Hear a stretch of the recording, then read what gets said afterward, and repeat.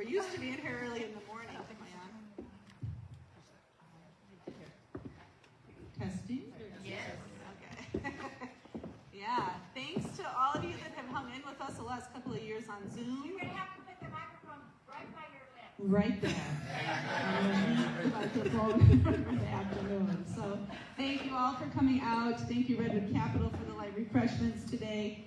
As Annalisa said, I'm honored to be your city manager, to be here with Stacy, Atkins, Salazar, former mayor and current council member, who has graciously agreed to work with me today on this so you don't have to listen to my voice for the entire hour. So thankful to that. We are going to be sharing just some past insights from 2022, and then we will be looking forward to some of the things that the city is investing in and working on in 2023. And then hopefully we'll have plenty of time for questions at the end. My microphone is not perfect. All right. All right, thank you everyone for being here. So before we get too far into the program, I want to start with a land acknowledgement. So this past year, we worked with the Wiyot tribe on a land acknowledgement, and we read it at the beginning of each of our council meetings, and so that's how we will begin our meeting today. So the city of Arcata acknowledges that the lands we are located on are the unceded ancestral lands of the Wiyot tribe. The land that Arcata rests on is known in the Wiyot language as Gudini, meaning over in the woods or among the redwoods. Past actions by local, state, and federal governments removed the Wiyot and other indigenous peoples from the land and threatened to destroy their cultural practices. The city of Arcata acknowledges the Wiyot community, their elders, both past and present, as well as future generations. This acknowledgement seeks to aid in dismantling the legacy narratives of settler colonialism. And also, before we get too far in, I want to acknowledge my colleagues that are here today. We have the Vice Mayor, Meredith Matthews, Council members Alex Stillman and Kimberly White, and our mayor is at school teaching her students, or I'm sure she would be here. So we're going to start with the Arcata Ridge Trail.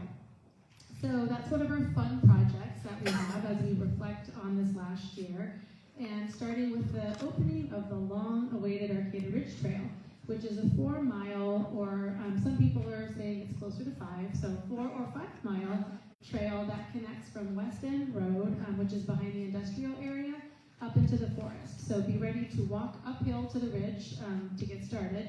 And it goes through the Arcata Community Forest, crossing Pickle Hill Road, and ending near Margaret Lane in Sunnybury. So this is a not-to-be-missed hike in Arcata, especially if you have a friend to leave the car at one end, so that you only have to walk it one way.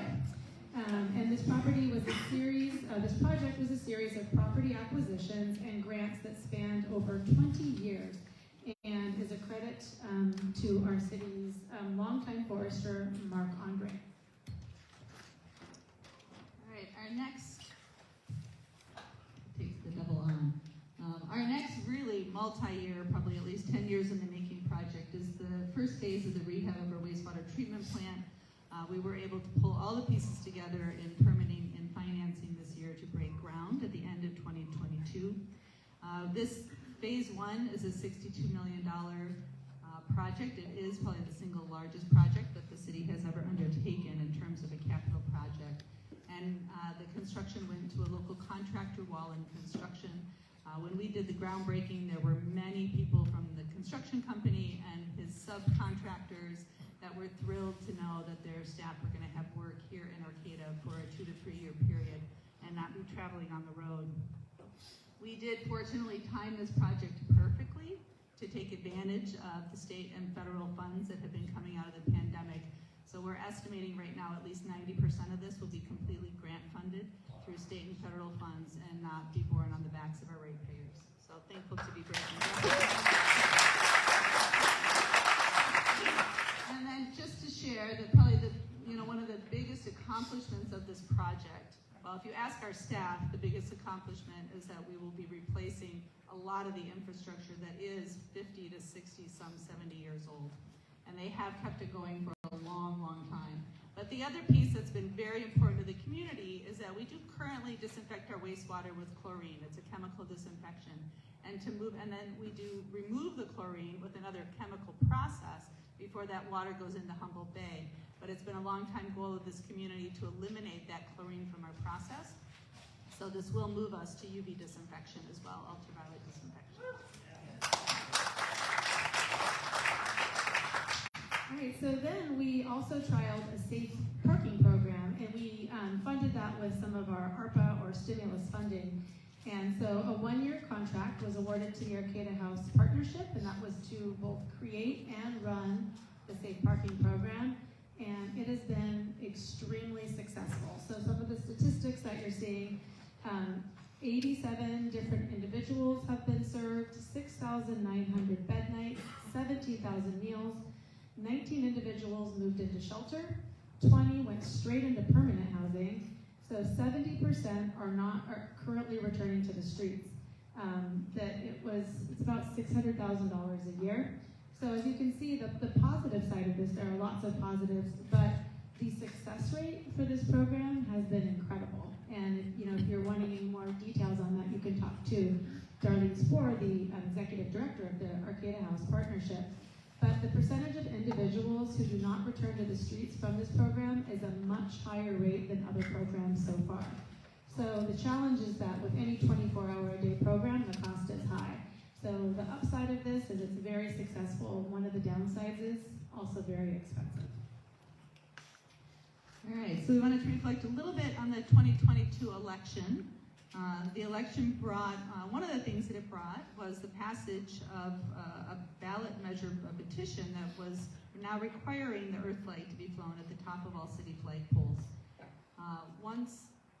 And the ballot measure language there is what I think is, it just gives you the votes. But it was a very close vote. It passed by 52%, a difference of 270 votes. And after its passage, the council did receive a lot of questions around the legality. Did it comport with state law? Did it comport with federal law? The city attorney's initial impartial analysis that was on the ballot also rose questions about its legality in terms of at least the state code. So the council did meet after the certification of the election that night. The council did meet, and I really think that Mayor Schaefer probably summed it up best when she talked about really wanting to honor the important ballot initiative process and the will of the voters. So the morning after the certification of the election, city staff did reorder the flags, and you see that the earth flag is flying on top. Simultaneously, our council requested that we ask the courts to render a decision on the legalities of the ballot measure as it comports to state law. And so our city attorney is working on that filing right now, and we'll see what the courts have to say. The courts will not render a decision prior to a ballot measure being voted on. We've seen this at the state level, we've seen it at the local level. So unless the voters pass the measure, the courts won't take it up. So we will take this to court right now. Those flags are reordered. And 52%, so I assume that probably half the people in this room voted for this and half of the people in this room voted against. I assume that in every space that I'm in. And so, I think that one of the real drivers behind the council's decision was to keep this as a local conversation and not to allow third parties to come in from out of the area. And we have received lots of calls from different organizations all across the nation that would be willing to take us to court potentially over this. And we'd rather have that dialogue locally. So we're working with the proponent of the ballot measure to go to court and have the courts render a decision. So that would be coming out probably this summer. Ooh, it's going super fast. Oh, you guys saw the answer. Speak up a little bit. You bet. So I just wanted to add to the flag conversation a little bit, because I was mayor when all that came about, so I always feel compelled to state my side of it, which was, so Mr. Reserve did come to me while I was mayor and asked that I put it on the agenda for the 5 of us, the 5 council members, there might even have been 4 at the time, I don't remember, but for us as a board to vote on it as an ordinance. Number one, I did not feel that that was the place of 5 people to make such a decision for our community. And his logic, it made sense to me. We're part of the earth, country, state. I got his logic, but I'm also not a veteran. And I know that it brings up emotions for veterans and other folks. So I did reach out to one of our veterans organizations who was very upset about it, and that's kind of all the confirmation I needed to say, no, I'm not willing to put that on an agenda, and I also didn't have support from my colleagues to do that either. We were all kind of on the same page in that we wanted it to go to the voters of Arcata. And so here we are, it went to the voters, it passed, and we're just trying to figure out what's to do next, if it's legal or not. So that's my side. This council, and you'll hear as we go through the presentation, has put a lot of emphasis in the Valley West area. And one of the projects that they chose to fund with some of their stimulus funds is a project that had actually self-formed a group that's called Community United of North Arcata to build a sense of community and further support programs out in the Valley West area. So we funded 3 years through stimulus funds of the program in the Valley West. And they've had several community events, including things like disaster preparedness block parties. They've had vending events, free dance lessons, teen theater classes. They do meet monthly. They have monthly Kuna Comes Together bilingual meetings.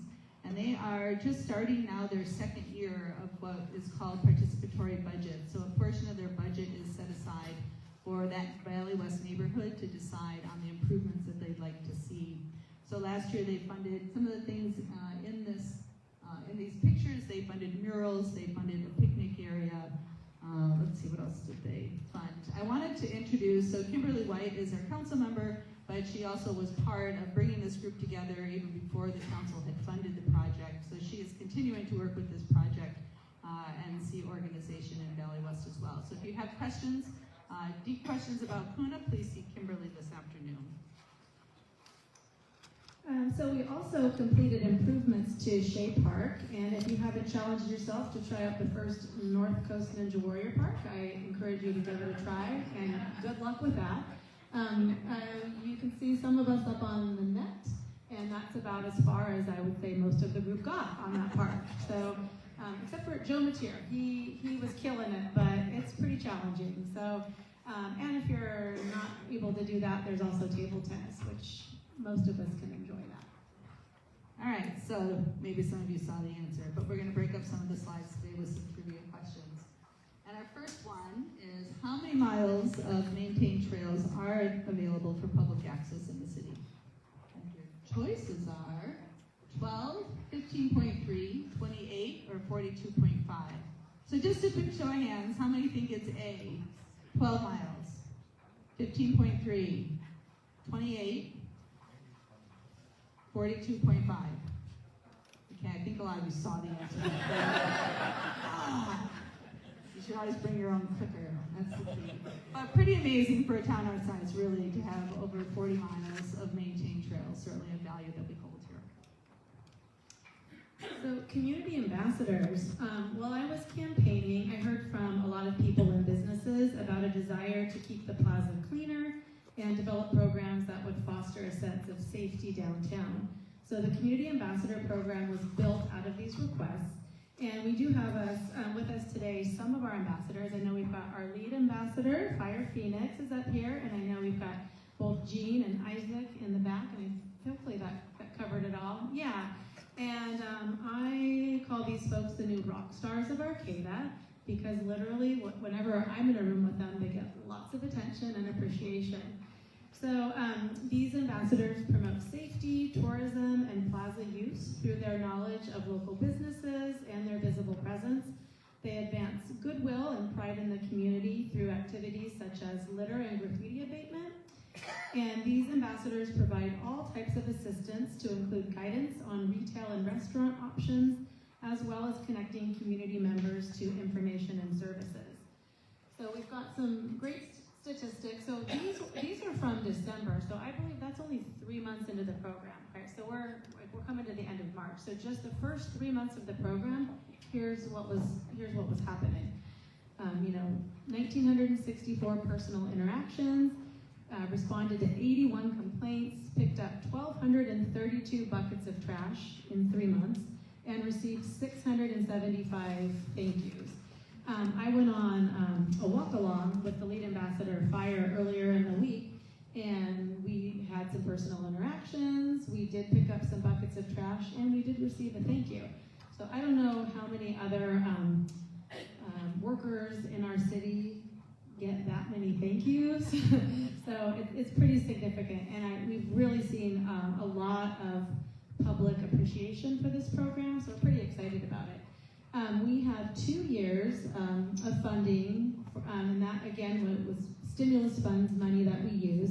And then once that's up, though, we're going to need to seek out a way to generate some other revenues to keep it going. The program is just getting off the ground, and we've already got calls to expand that program. And we definitely plan to over time.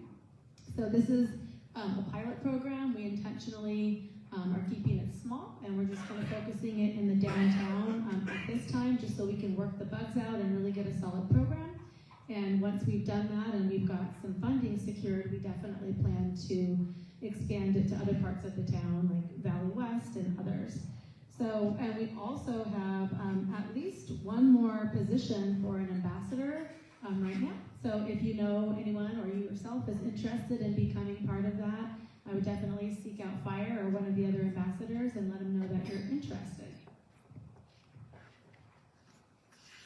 All right, I think probably most of the people in this room are aware of the fact that this council has also put a lot of attention into finding solutions for homelessness in Arcata, and one of those was supporting the conversion, and these are not easy decisions to make, but supporting the conversion of 2 of our hotels in the Valley West area for permanent housing. And this year, through Arcata House Partnership, was the first to open up. Just at the end of 2022, they moved 62 people in 72 hours, and that is no small feat to do. But the Grove has 60 units. It was the old days in, and it has been extremely successful in housing. They've had, I think, only 1 or 2 that have left since then, and will be replaced quickly. So we have a second one that will be coming online, the old Red Roof Inn, that will actually have 80 units, so probably upwards of close to 100 people that will be housed in that site, and that should be coming on hopefully by the end of the summer. So some pretty significant housing changes. I did want to talk, so those are some of the real fun projects. I did also want to bring up some of the policy changes that have been made in the city. I think this has to actually touch my lips, so I'm sorry for the person after me. But these are policy changes that have been made at the local level. And some of you are going to love some of these policy changes. Some of you are going to hate some of these policy changes. But the council responds to the community's desires, the community's asks, their requests, voids or problems that they see in the community. And that's how these policy changes come about. And so I think it is important for us to look at them, to obviously know that they exist in our community, but to also give you thoughts if there are things that you would like to see changed in your community. These are the types of regulations that city councils can govern. And so the 4 that we're going to take a quick look at is retail cannabis business sales, stores, our complete streets policy, and short stay rental restrictions, I'll say, and then our residential rental inspection program. So we're just going to go through each of them quickly because they are new on the books. They are rolling out this year, and the more we can spread the word, the better. So for changes in our policy changes for cannabis, we, as empty storefronts, we're quickly turning into cannabis retailers. Many people were asking how many is too many. And I think when the council before us set the original numbers, do you remember what the original count was? 15? We were at 15. Yeah, I think it was 15. And I believe they envisioned that these would be kind of dispersed throughout our community. And as we've seen, that's not necessarily the case. They've been kind of clumped together, which does tend to kind of impact neighborhoods differently. So we lowered the number of retail cannabis shops that are available to be in town to 10. And we currently have 7 that are operating and 2 that are actively getting their permits. Although, with the crash in the cannabis market, that could definitely affect some of this, and we'll just have to see, see how that kind of rolls out. All right, our second piece of policy was the council passed what's called the Complete Streets Policy.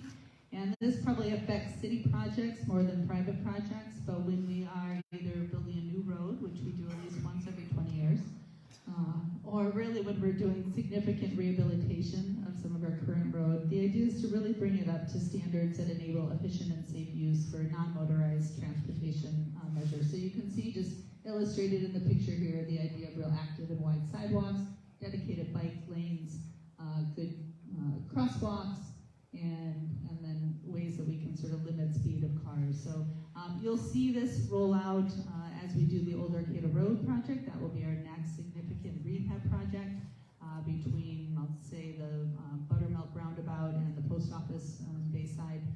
But you'll see the projects are going to be more expensive.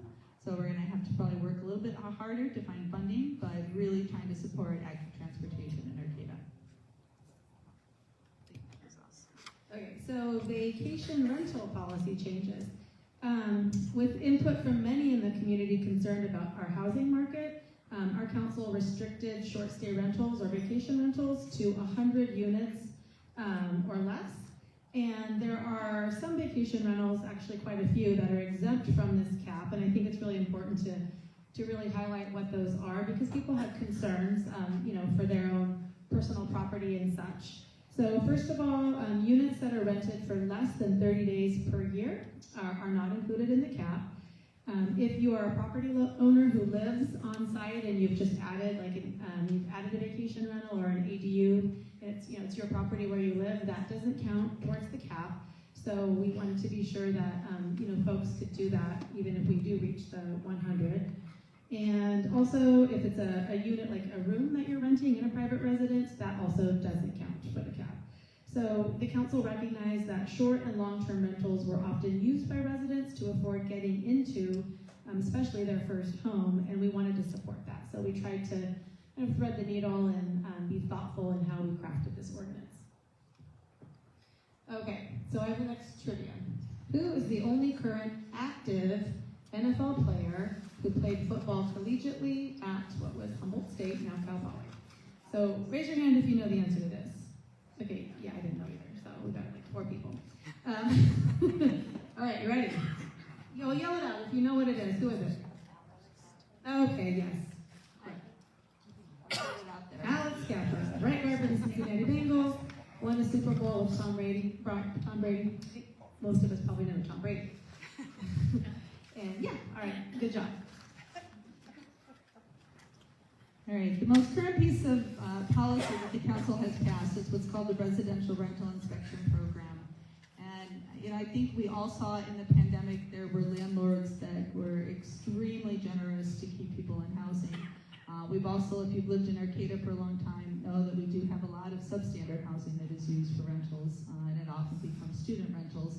Where the rental market is tight as Arcata, I will tell you that it has to be really, really, really unsafe for somebody to call and complain, because they are really desperately afraid that they'll lose their housing, and it took them a year or more to find housing in Arcata. So with a lot of input from students this past year, we passed what will be I'll call it a baby step into rental inspection. The city will be requiring any homeowner, property owner that rents 1 to 3 units to be enrolled in the rental inspection program. If you have 4 or more units, the big multifamily apartment complexes, you are already inspected by the fire department.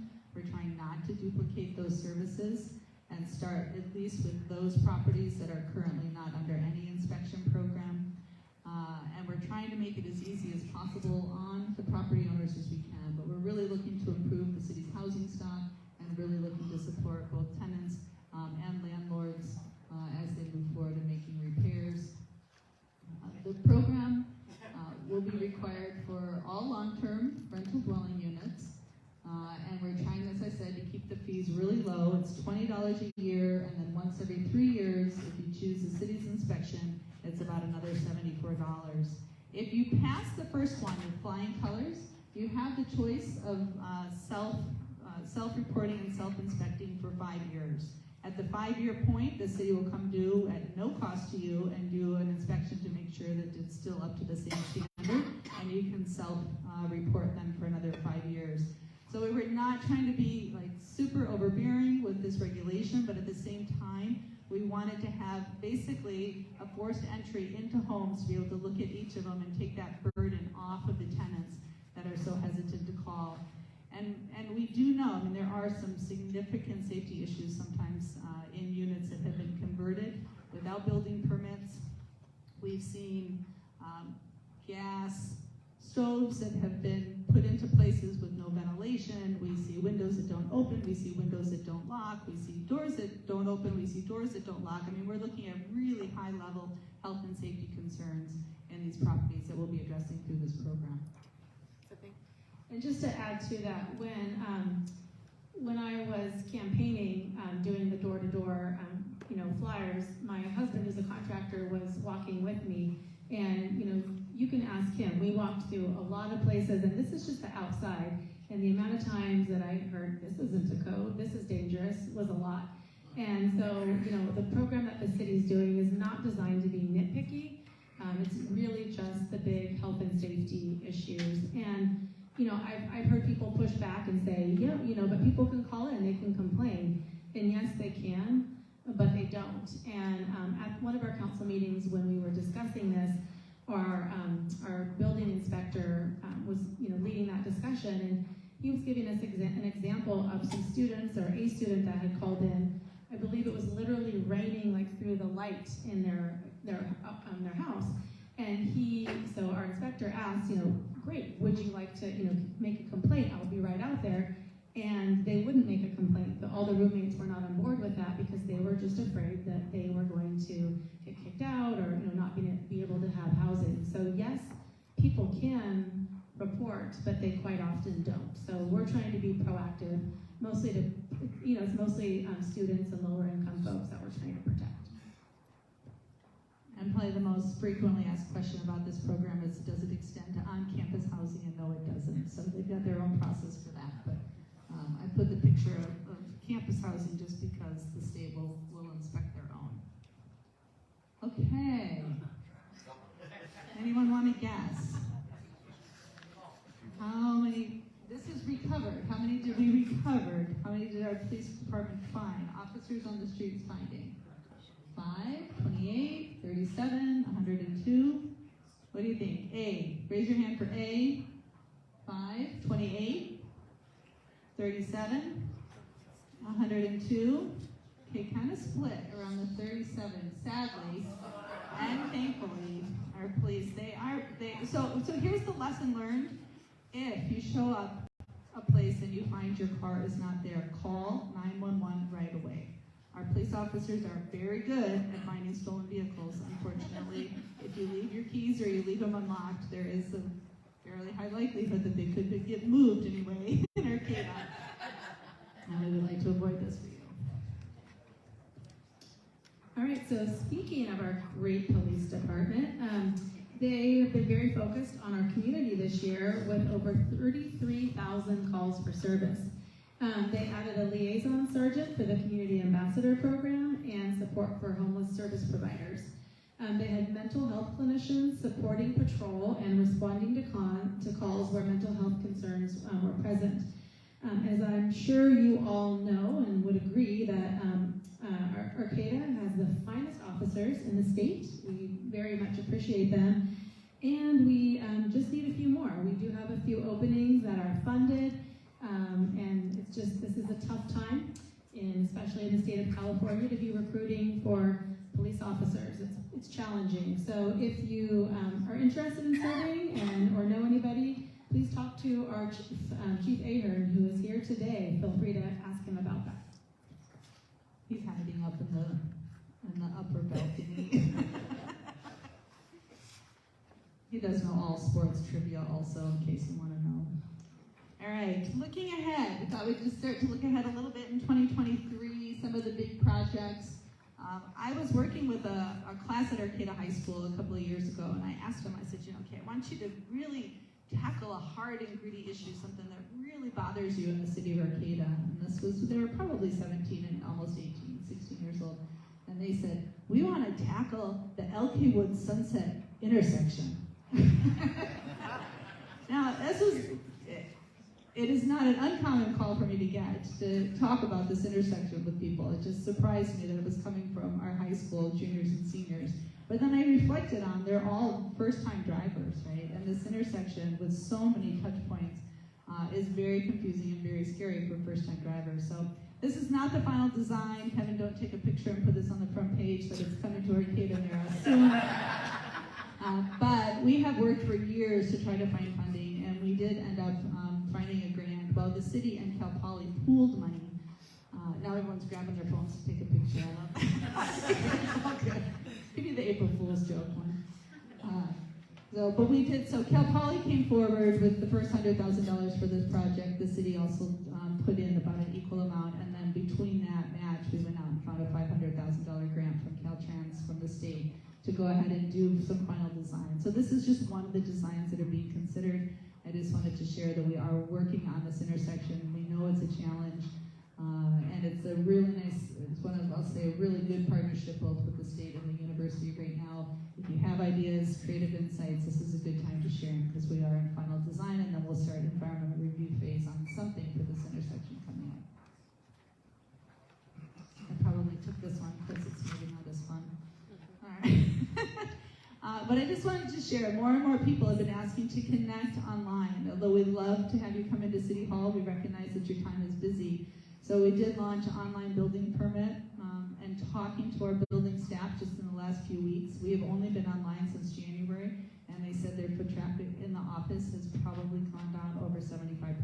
So we recognize this was a real interest. You can get most of your standard building permits online now, and we'll just be adding more and more services to this platform as we move forward this year.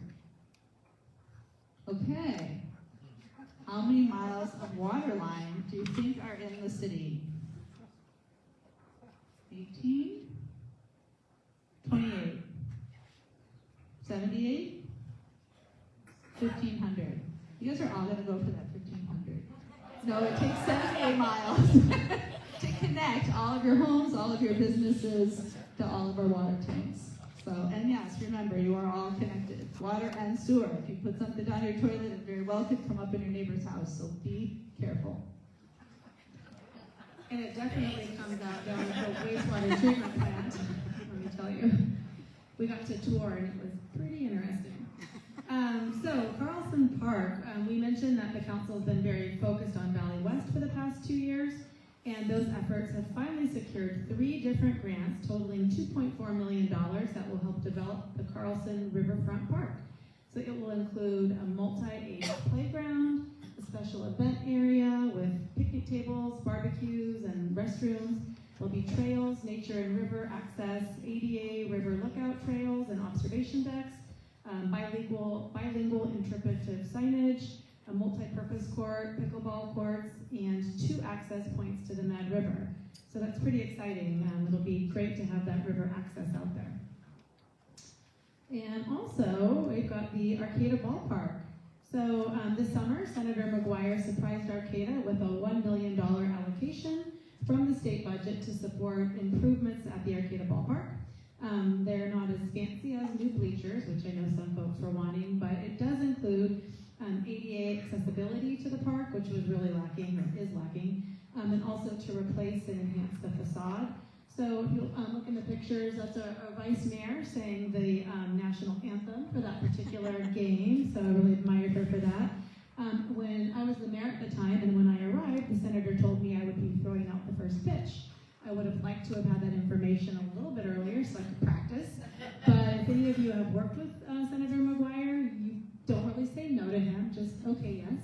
So I did it, and it actually made it, I think, over very close to the plate. It wasn't embarrassing, let's put it that way.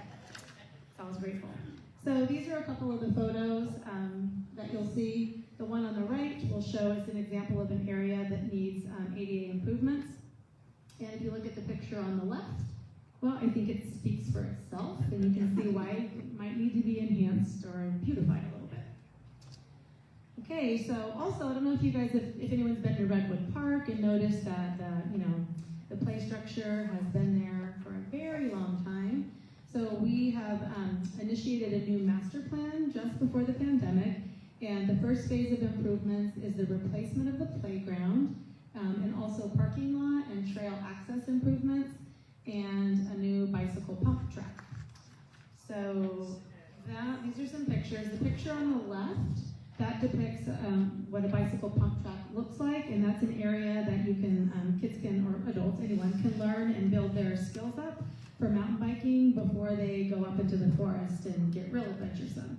The map in the center shows the design that the Redwood Coast Mountain Bike Association has designed for the site, and the location is the front portion of the picture to the right, like Vanna is signaling, and it's up in the park near the water tank or on the Pickle Hill side. Okay, so also electrification. As Arcata works to electrify, we secured 2 new electric buses that just rolled out this week, and there are new bike stations being added each year. So these buses run on 100% electric energy and are so far performing as well as our test bus that we had last year. And we actually got to go on a little bus ride before a council meeting, and that was pretty fun. All right, you've probably heard that we want to start coming and picking your organics and food waste up at your curb. So we talked about local regulations. This one wasn't born out of local interest, although we have a very strong drive to get to zero waste here in Arcata. But this one has come as a state requirement that the city moves to a curbside collection of organic waste. And so we are working on solutions for that right now, and we are really working with every other city. So, I should share, the state has really sound reasoning for wanting to get organics out of landfills. They do create methane gas that gets released above ground as we're trying to combat climate change. They also, many of the landfills have ended up leaking leachates of sorts into groundwater sources and make their ways to rivers as well over time. So there's lots of good reasons. And there is valuable nutrients that could be reused for better purposes than sitting in a landfill. So we are looking most likely at a 3-bin system that will be coming to your curb at some time, probably within, I would say, 10 to 14 months. We are working with every other city and with the county itself. So this is an area that Arcata can't probably go it alone. We are looking at a regional solution. We have what's called a Joint Powers Authority, so it's a legal entity of all of the cities and the county that come together on common purposes. We have one for transit for the bus system, we have one for garbage, we have one for energy in our region. So Humboldt Waste Management Authority will really be taking the lead on the processing of this. We will all be working, each of the cities will be working with our garbage haulers, which is mostly ecology in this area, except for McKinleyville now, to try to find a solution that works. We recognize we live on the North Coast, we recognize there's lots of animals, bears and raccoons and foxes and neighborhood dogs that like to get into garbage already. And so to pull all of that out and put it into a nice bin right next to it for them is going to come with some challenges. We recognize that. We see it already. But even so, we are going to try to find a solution to pull that organic waste out. I won't tell you what it will likely be because I don't know for sure, but we will find a way to support this moving forward. Okay, so you probably thought there would be a question about how much organic waste does Arcata generate per year. That's okay.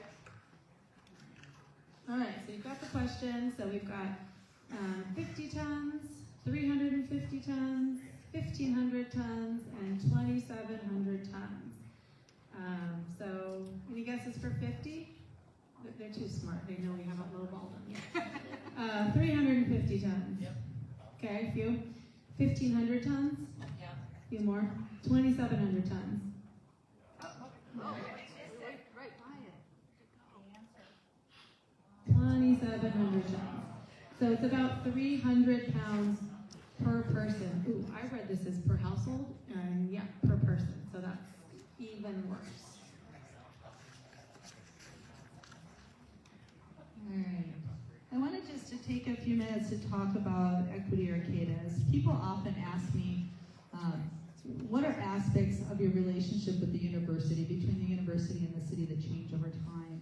And when I reflect on last year, our work with the Office of Diversity, Equity, and Inclusion under the new leadership of Barb, who's here in the room with us today. I'll ask our leadership team from Equity Arcata maybe to stand in just a moment.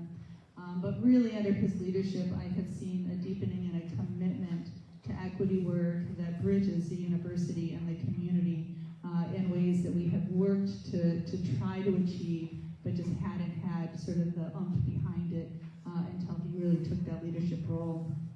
So maybe I'll just take a moment now just to point out the leadership team, because I think we've got several that are here, maybe if Rosamel and Pearl in the back of the room, both with the Office of Diversity, Equity, and Inclusion, up on campus. Roger McDonald, Joseph Pang, and Lisa Von Mappen, who are all here in the front of the house. Roger's been on the board really almost from the inception. And Lisa and Joseph Pang are our network manager, network coordinator. We are, as a board and an organization, looking at making some changes this year in how Equity Arcata operates in the diversity, equity space. We do still have the purpose to create a welcoming, safe, and equitable community for all here in Arcata. But I wanted to talk a little bit about what's changing. Campus really is currently bringing more staff and resources to the efforts. We are actively interviewing right now for a full-time position in ODEI, who will be working in part with this network.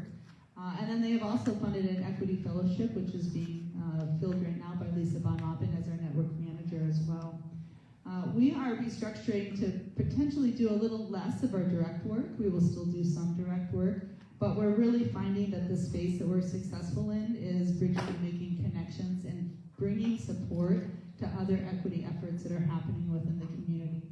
So being able to lift up those other spaces to ensure that we're not duplicating services and to try to bridge so the equity work in our region is not done in silos.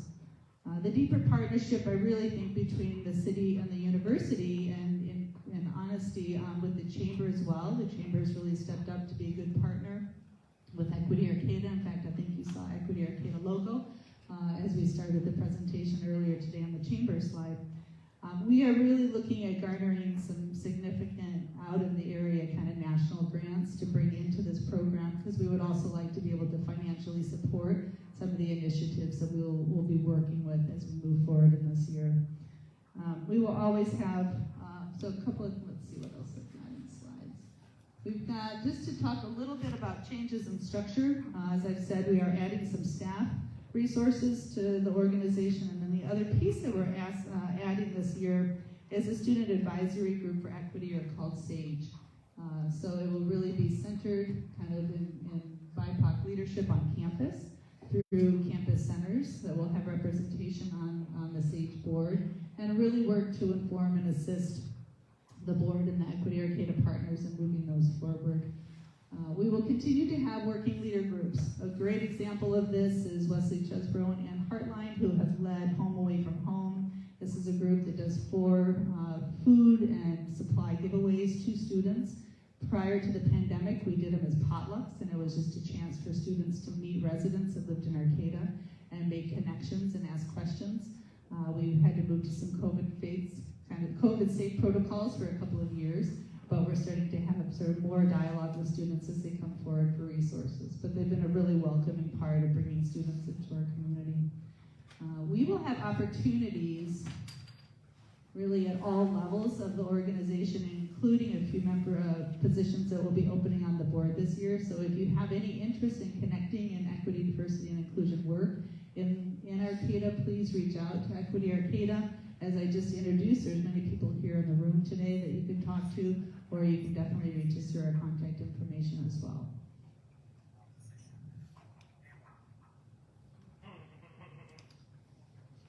So one of our council decisions regarding beautification was to really help to better connect the university campus to our downtown by creating kind of a green and gold themed corridor on G&H streets. So right now that we've got a call out to artists for this, and There are going to be a lot of public art spaces, many of them being hydrants along G&H that will be available for beautification. So we encourage artists to get those proposals in so we can make it look pretty. All right, do we have any Crabs baseball fans in the house? There's a few. I think we all are, yeah, that's true. Raise your hand. Okay, so during the Crabs, this will be their 79th, but during their 78 seasons, what was their best record? And you get bonus if you can get the year of that best record. I think I give you choices on the sheet. But the next one has the years. Or the games. All right, so do we think their best record was A, 35-17, B, 45-10, C, 51-3, or D, 60-0? We've never had it. There's a few really optimistic people. The Crabs will go undefeated. You see it. All right.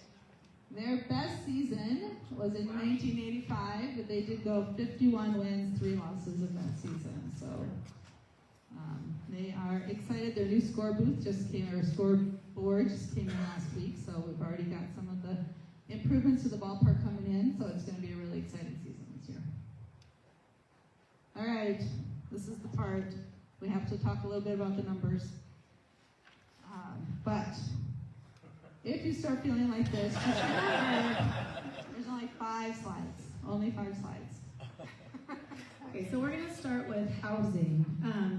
A lot of our discussions and work on the council tie back to housing. I'm sure you've all seen in your lives, it doesn't really matter the subject matter. It could be healthcare, workforce, so many things, and yet it ties back into housing. So it's been a challenge for our community and many others in California. Each year, the city reviews the prices and data from home sales. Most importantly for us is how it relates to our overall property taxes, as the city general fund receives a portion of that tax. So for every $1 that you pay a property tax, the city receives 8 cents of that dollar. Okay. Yes, more would be okay. I know it doesn't sound like a lot. Right, but it does add up to over $1.6 million every year for the city. Last year, that you're probably all aware, the median home prices were just over $500,000, which is a milestone that many of us were not looking forward to reaching. And this is up 20% over 2021. While doing this presentation, when we checked, there were 3 homes for sale in Arcata at that time. So again, it's a good news, bad news. If you're fortunate enough to own a home, then it's great news for you.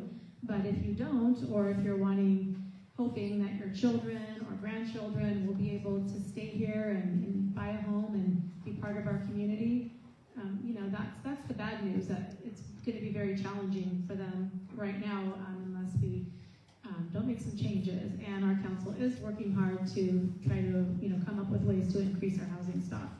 So again, the upside though is that those sales tax will generate about $80,000 additionally for the city next year, and that's based on the increases, so an additional $80,000.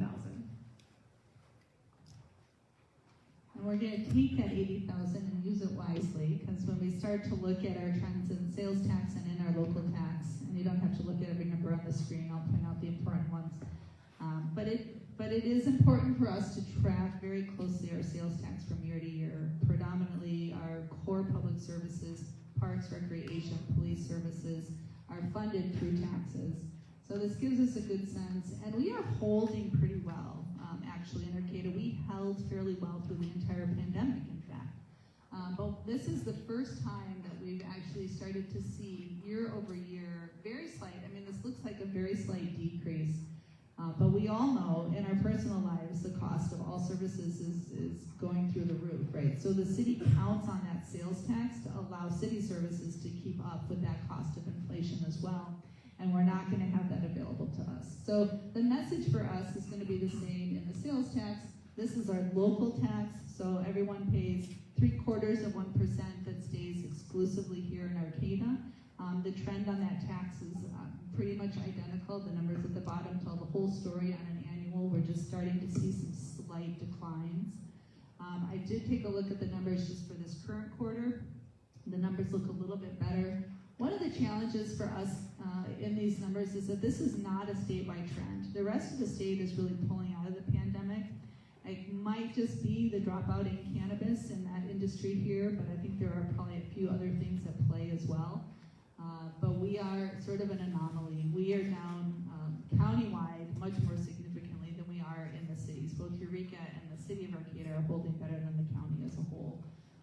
But we're just going to have to tighten our belts a little bit. It doesn't look horrible, but the trends are not moving up as quickly as they were. So I'm told that this group is always pretty interested in the top sales tax producers in our region. So this is a list, and it's in alphabetical order, not in sales tax on the order of generation. So don't get all worked up about it out there. And as noted at the top of the list, 18% of all the city's sale tax and local tax is currently generated through what is called the county pool. And otherwise, you will see that our tax comes from the larger markets, like hardware and parts stores, gas stations, restaurants, and food service. And for those of you that don't recognize the Compass Group up there, Chartwell's, that's the Cal Poly dining service. All right, and then the kind of last significant tax that we look at. Wow, we're going through all the sleeping again, numbers again. All right, there we go. Is our hotel tax. So when visitors come to our area and they stay in our hotels, sometimes I just call it a bed tax. I just call it a hotel tax. They pay an extra tax on their room stays, and 100% of that goes into city services. This counts for hotels. This also counts for Airbnbs or short stay rentals. The tax has been a big conversation, a topic of conversation at the council this last year for a number of reasons. The most significant is that we were making the decision to convert 2 of those hotels into long permanent, housing, sheltering housing. And so that was going to be a reduction in TOT. On top of that, as the student population starts to grow at Cal Poly Humboldt, and before they can get new housing built, Cal Poly has also been looking at utilizing some of those hotels for temporary student housing. This year, they are just using the Comfort Inn, and they are just using it during the school year. We will convert the Comfort Inn back into a hotel for the summer months. Next year, although I'm a pro support of the barge housing in Eureka, just so you all know, I'll just out myself there. But even with that potential coming to Eureka, I do still think they'll have to use at least 1, if not 2, other hotels out in the Valley West area. So that overall, those 3 hotels at the university would be using temporarily for student housing. It really generates, I think now the number's slipping my mind, but I think we're right around 450,000 per year in Arcata. So that's a significant amount of tax drop for us. We are working with the university. For example, this current year, the loss in TOT that we had from the Comfort Inn, the numbers aren't going to be a 1-for-1. The city will actually make out a little bit better. But the university can't, with state funds, just write us a check for that TOT. But what they can do is look really, really deep and hard on ways that they can partner. And one of the ways that they're really active in a space around laying fiber through the town right now. As many of you know, we have a data center, and then we're laying a line of fiber all the way to Singapore, through under the ocean. That connects into a data center in Arcata. That same company is laying fiber in a lot of areas. One of the places they're laying fiber is to connect all of Cal Poly's facilities. So Cal Poly is working with us. The city also had several projects that were on the books that we were going to pay that company while they're here in town to lay fiber in areas that we needed. But instead of the city paying for that, any place that we can tag on to where the university is already paying for that will be a cost savings to the city. So we're looking for win-wins around those projects, around their housing projects, around other areas that we have interface for Cal Poly to really try to help offset real costs for the city that we would have had that year to offset that TOT loss. It's a hard graph to read because TOT has been pretty erratic for the last few years. We saw the pandemic where nobody could stay in the hotels, and we saw a big dive. And then we saw this period really in 2021 where everyone wanted to travel and they couldn't go international, so we had a banner year. And then this year, which you'll see really the 2022 numbers, is that our TOT was up higher than even pre-pandemic levels. So And it will be interesting. We will budget conservatively, but I am hopeful that our numbers won't drop quite as substantially with being open for the summer months. All right, so where's our time check? Annalisa, how are we looking? 12:55.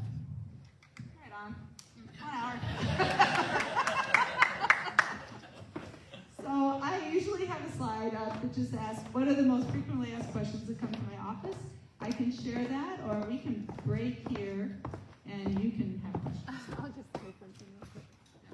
I'll scroll over that. So while she's addressing the most frequently asked questions, if you all have written questions thus far, you can pass them. Actually, could I get some ambassadors to step over into our side aisle? And then you can just pass them to whoever's in that aisle, and we will funnel them forward. And if you haven't written your questions, go ahead and do that now, and we will keep collecting. Thank you. All right, so take a few minutes to do that. I'll throw up a few. Oh, they all came together. Perfect. All right, most common question this week is, when does summer camp registration open? So if you have kids under the age of 12 and you need full-time daycare for the summer, these spaces fill quickly, sometimes within hours. So April 5th, 9 a.m. at City Hall, registration will open. So the next question is maybe a longer answer, and I'm going to give short answers to these right now, but please feel free to ask us for longer answers. What is all this talk about taller buildings? We've been having a lot of engagement around long-term planning in the city. I do have a slide after this if anybody wants to see it. Many of you probably have, that trends the population between the university and the city over time. And you see, well, I'm just going to show it because I think it really tells the story. You see over time, in that first sharp blue line of that population going up is because it's a 10-year period in the graph.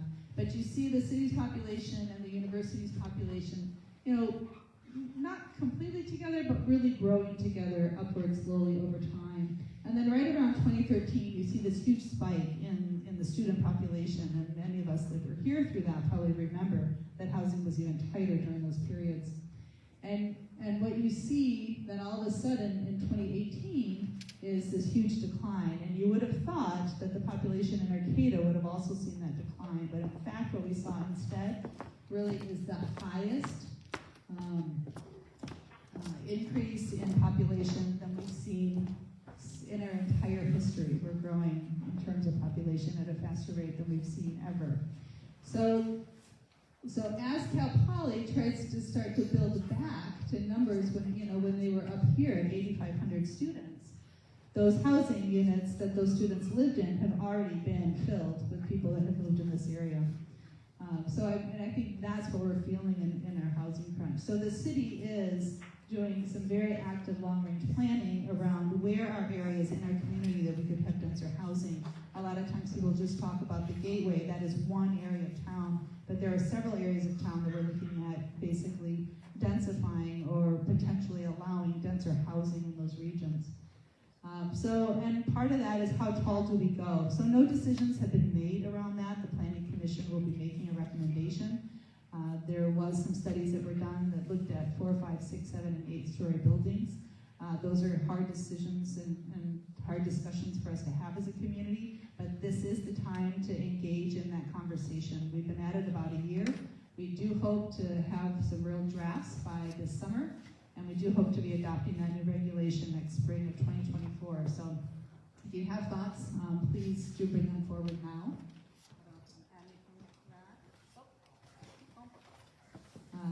How can we reduce homelessness? What more can the city do?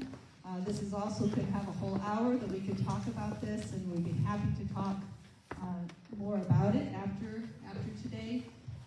This council has done a tremendous amount for services. You saw safe parking today, conversion of 2 hotels.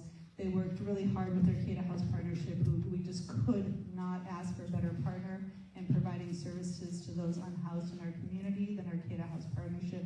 They have pivoted time and time again to provide food, to provide emergency extreme weather shelter. And this is not a space that traditionally municipal governments were in. All of this money has come through state and county, Department of Health and Human Services. They were the providers of these services in regions for decades and decades. So because the crisis has grown to the level it is, you see cities moving into this field of work. But it is not something that we have a revenue source or a base of funding for. So what I can tell you is that there is a group that is working on longer-term plans for extreme weather shelters, because that became very evident as we came out of the pandemic. The options are much more limited. The government was funding hotel stays for a couple of years now in the pandemic, and they are no longer doing that.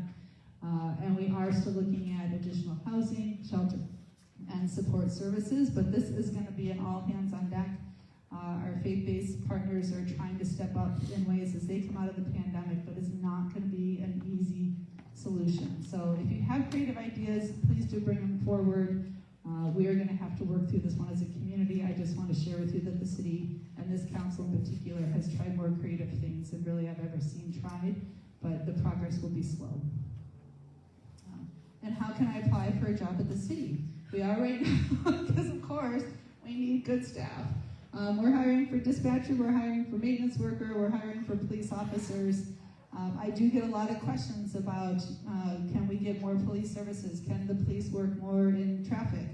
Can they work more in just patrolling? Can we have them out on the plaza? Can we have them in the Valley West area? Yes, we want to provide all of that service. We are down a number of officers that don't allow us to be in a lot of those spaces more proactively than we would like to be. It is a hard and challenging time to be in law enforcement, but it's also a very rewarding community to work for here in Arcata.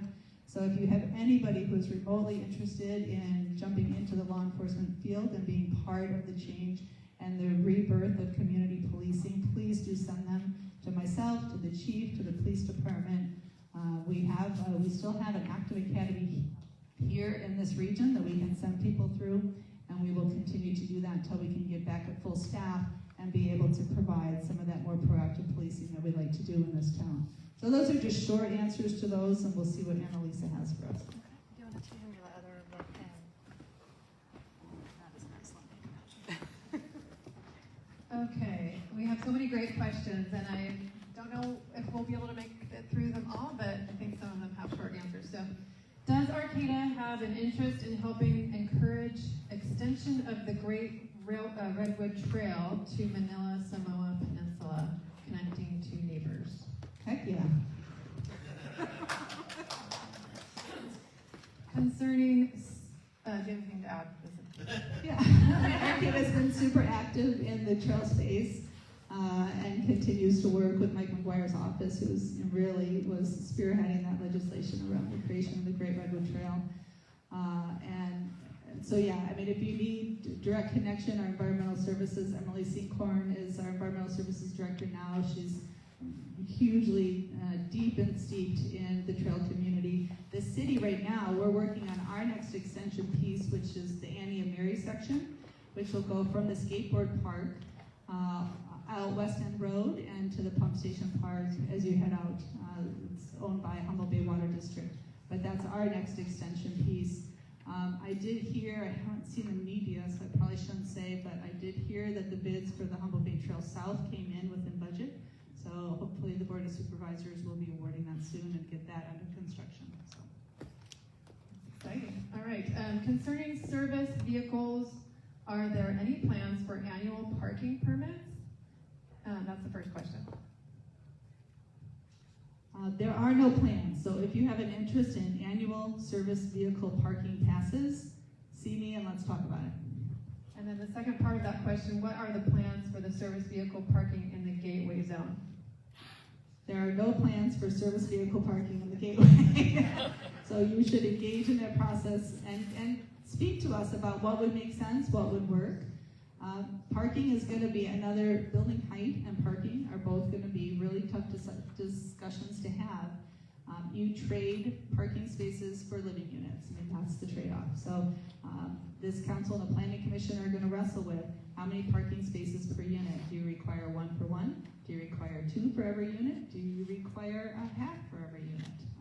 And then how much street space is left left for parking is really, it becomes determined by that. But there is a lot of interest in this community for moving to more walkable neighborhoods, and that is what the council and the planning commission are hearing right now, is to be less car-centric and to be more active transportation in that region. And Gateway really is just close enough to the university and to the downtown to make some of that happen.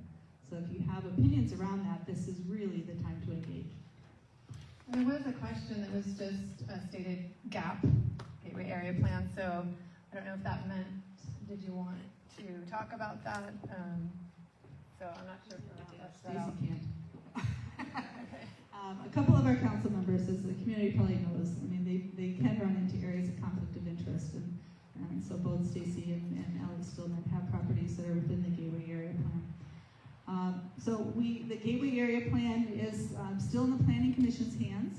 They are working on setting up some milestones for them. They are really trying hard to get a full draft of all of the planning documents, including Gateway, to the council by June, July of this summer.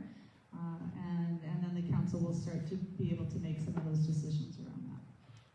And Alex and I can talk about the Gateway like from a community member perspective, like from a perspective of someone in your neighborhood, and we just can't really have in-depth conversations with our colleagues or try to influence their decisions, but you can talk to us about our opinions as neighbors. Okay, I'm not sure if you answered this during your ambassador discussion, but I heard the City Ambassadors program is a part of or hired through the police. Is that true? The program is housed through the police department, through their community-oriented policing, and we did add a leadership position in Sergeant Luskown, who many of you maybe know from being a plaza officer for a long time as well, who oversees the ambassadors. But they're not an extension of policing in terms of law enforcement, but an extension of policing through public safety and resources. Well, and just to add a little bit to that, initially when we came at this program, we had envisioned it to be slightly different, but we put out a request for proposals for someone to develop the program. The program was really stalled out for a while because we couldn't get the right person in to develop it. So our chief Ahern actually took it on himself and said, "You guys want this? I'll do it for you." And so we're really grateful. So the police department did become a little more involved than we originally thought because they stepped up and were willing to do that. So without that, we probably wouldn't have our program out on the street. So we're really grateful for that. Are there any discussions about workforce housing development in Arcata, given the high cost of rents and low housing stock? Yes. We're focused on housing of all types, and what we've discovered over time, basically low-income housing often is workforce housing, and so that's also part of what we're trying to do is to change that narrative. People sometimes have a negative reaction to the term low-income housing or wanting that in their neighborhood, and we're really working hard to change the way people look at that and to help them understand that these are all wonderful additions to their neighborhoods, and quite often they are the people that are your school teachers that are serving you in restaurants and other essential workers in our community. So we are committed to housing of all types in Arcata. Thank you. What are the types of complaints community ambassadors respond to? Maybe we should have fire. Can we put you on the spot, Fire? Sure. Come on up. We get a lot of complaints about people yelling, people getting in shouting matches, maybe people hanging out in doorways of businesses. And what the ambassadors are really founded on is creating good relationships. So we get out, we meet people, we talk to them, we learn their names. And when there is a complaint of somebody shouting, it's easy enough to just go up to somebody and say, who are you talking to? Oh, this person 5 feet away? Could you just not shout at them? They can hear you. And could you not swear? There's like kids around. Or there's a business you're ready to open in their doorway. Could you just find another spot? I mean, they have to run their business. And so I think before the ambassadors were here, maybe in our first month, had we asked people that they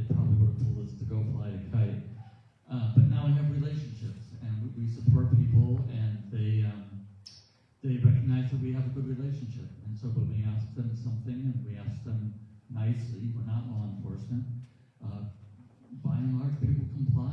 They're like, oh, yeah, okay, sure. And it just lowers the whole temperature of the stress out in the plaza and downtown. And it just makes it so much easier for everybody.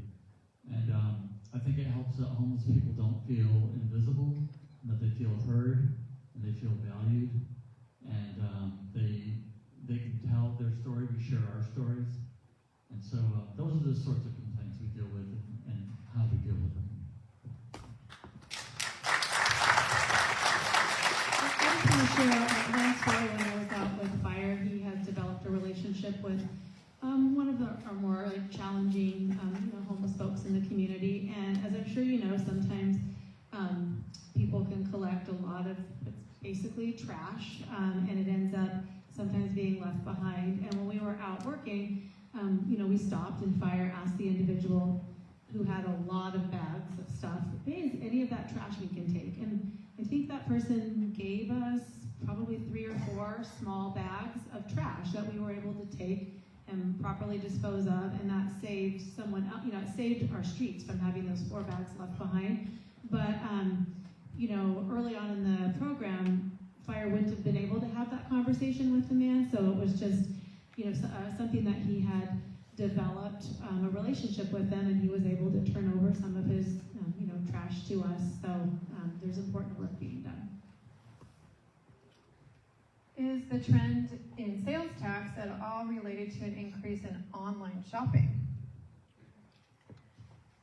It's not in that online sales. We do get sales tax from some online, from most online sales. So if you purchase something on an online store, you will typically pay the city's 3/4 1%, and that should still come straight to the city. And then the rest of what we call the Bradley Burn, so 1% of your sales tax goes to cities and the county. And so that 1% from online sales goes into what's called the county pool. And then that county pool of sales tax gets distributed to all of the cities in the county based on the percentage of sales that happen in our community countywide. So I know it sounds confusing, but in essence, for Arcata, we typically have about 13%, 12 to 15% of all the sales tax generated in Humboldt County is generated in Arcata. So for that quarter, let's say it was 13%, we would get 13% of all of the online sales for the whole county. So some people win in that equation and some people lose in that equation. Eureka is about 54% of all the sales tax that is generated in Humboldt County. So they would get 54% of all of the countywide pool. So as Arcata city manager hat, I say, we don't have all of the big box stores. We don't have all of that retail in Arcata. Our people shop online, and then Eureka gets more of that. But the reverse could probably be said that, the population in Eureka shops more, or shops as much, but it's a larger population, and then we get 14% of all of that too. So we've looked at the numbers a few ways, and they probably wash out. But that does include, and truthfully, during the pandemic, it was probably online sales that kept a lot of cities afloat, because people weren't going out and shopping so much. But the online sales do still generate sales tax. What they don't do, they don't support your local businesses that were up on the screen. And that can't be understated for a livable community. So any chance you have to still get out and shop local. I don't want it to be a free pass, like, well, Karen says they still get sales tax, it's okay. There still is a cost to our community, so be conscientious about that.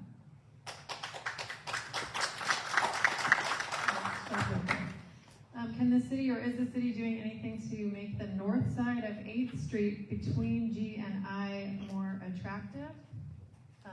Discouraging loitering is the second part of that.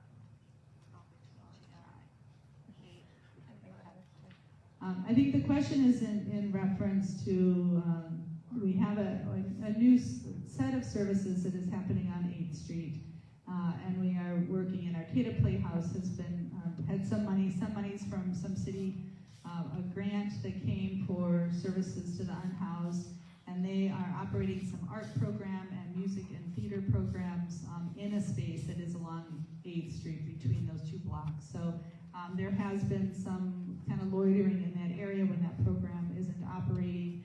and that is something that we're working with the operator on, yeah. Regarding population, does the 19,000 include Cal Poly students? It's like the golden question. I've asked the Census Bureau many, many times. Cal Poly does report those that are living in the dorm. So I've come to say yes, I think it does. I don't think it counts all of the students that live in Arcata, but I think it counts a vast majority of them. What is being done about more diversity in jobs and industries within Arcata? And I'm not quite sure, I can't read the second part. Where are we at with economic development plan, an economic development plan? Back in the day when we had what was called redevelopment agencies, cities were funded to update every 5 years an economic development plan. When the state pulled those funds, most cities ceased that planning. This council did list as a goal to regenerate an economic development plan. We did apply for a grant that we didn't get this year, so we're still looking at funding for that. Arcata continues to work in kind of that niche manufacturing markets. So, we got a few pieces of property that the city is working to ready to get onto the market for economic development, but we do have to go through now what's called the Surplus Lands Act. So that takes just a little bit longer than we had hoped. So we've got some very site-specific plans for economic development areas in the city, and I'm happy to share those with people that might have interest. Out some in the Valley West area, and then some south of Samoa. And then overall, we will be working on kind of revamping our long-term economic strategic plan as well. And we have an economic development committee that works on this stuff every month. If you're interested, we have an opening on that committee right now. We have a thank you to the police department, or possibly someone else, another department that might be responsible for working with campers in the marsh, High Street. And then is there, the question is safe camping site, graffiti removal plan. Well, we have Michael Winkler, and if you haven't seen him out removing graffiti, he still does it almost every day. But long term, in terms of services, and Stacy, jump in whenever you want, but finding a space for, we had a choice between should we try safe parking or should we try safe camping with the ARPA funds that we had. And the council chose safe parking because we just felt like we were seeing more and more kind of RVs and trucks that were living on our streets. And we had a sense that the potential for those individuals to then find more permanent shelter is even a little bit higher than some that we had worked with when we did tent sheltering at the very beginning of the pandemic. We are strained for resources. We have Arcata House Partnership. They can't do it all. So there are some groups that are working to try to build some more nonprofit resources to operate these types of shelters. But they do really require, for the safety of the participants, 24-hour staffing. And so we'll keep looking at that. The balance between finding safe spaces to camp, and I just won't advocate, having watched Darlene and her team try to run that tent shelter, I will advocate for something of some type of sheltering. We just don't live in a physical environment where the weather really works well with tents and you're not wet with stuff all day long. But there are some very inexpensive ways to have similar, types of sheltering, really low barrier shelters. And if we could find, an operation that had funding that could operate 365 days a year, we would. And we'll keep working for that. It's a big lift for this community, but if you've got energy to put behind it, having a mix of housing is what's going to take to start to make a dent in our unhoused population. I mean, we will tell you the one thing we know, the answer to homelessness is housing. We do know that.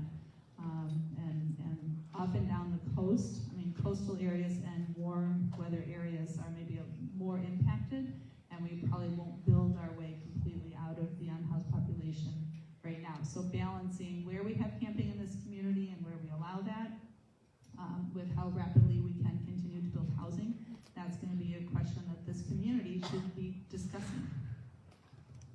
I'll add a little bit to it, and I want to be clear that I'm only speaking on behalf of myself, because this is this is a tough issue, and I've got 4 other colleagues on the council, and they might not exactly share my way of thinking, so just to be clear, this is my perspective.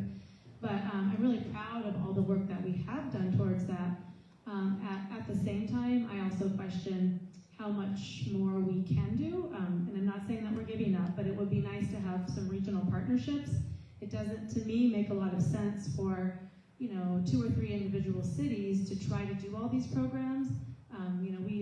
We've received plenty of folks from other communities to our safe parking program, which is fine, but we'd also like to be able to, have that same option. So for me, I'd really like to look for some more regional solutions to some of this, because I think it's just more feasible for all of our small towns. Greg, are you still in the audience? I was going to ask if you wanted to mention the CERC housing group. Do you... Sure, yeah, we have a group through the, used to be COVID Economic Resiliency Consortium, and now we changed it to Community, I think, Economic Resilience. Got it right, awesome. And on Mondays at 11, we have a housing group that meets, and that's specifically what we've been focused on, our housing solutions. And so if you're interested in being a part of those conversations, please contact either Greg or myself. Okay. Sorry, I thought, doesn't everybody know Greg? Greg Foster. Yes, he's right there. And he will be the one heckling us. All right, so I thought I'd end. There was one comment that I just want to assure the person that had a comment that I will forward that to the city. But is there a community ambassador thank you yodel? I wanted to end on that one. So, any ambassadors? Anyone standing up to yodel?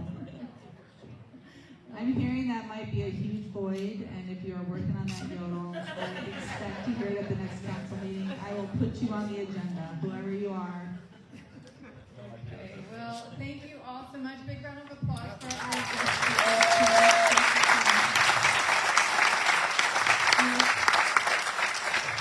I look forward to meeting with you all at our chamber events and city events.